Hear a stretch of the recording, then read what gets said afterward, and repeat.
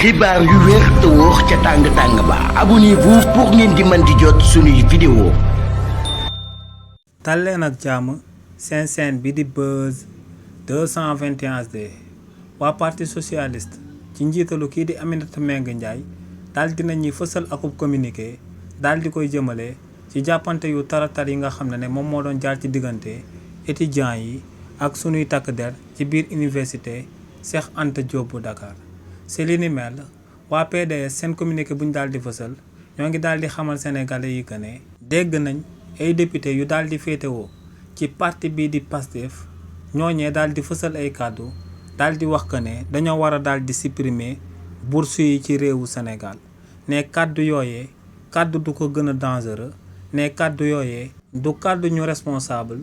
ne kàddu yooyee du ñuy xalaat di ci jiital seen askan. ñoom ne lu leer ba am moom mooy que ne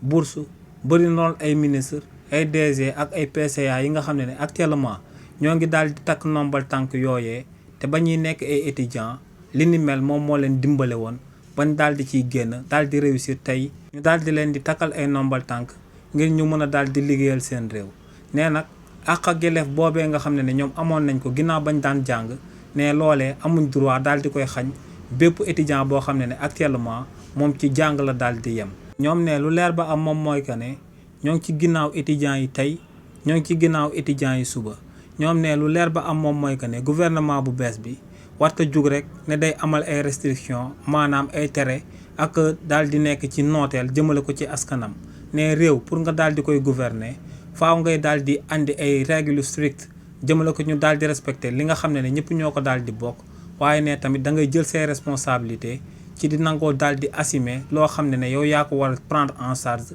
te loolee nga daal di ciy taxaw temm donc ne état bi mënuñoo diriger sans jeunesse bi te ne ñëpp ci jeunesse bi duñ lenn lu dul ay étudiants.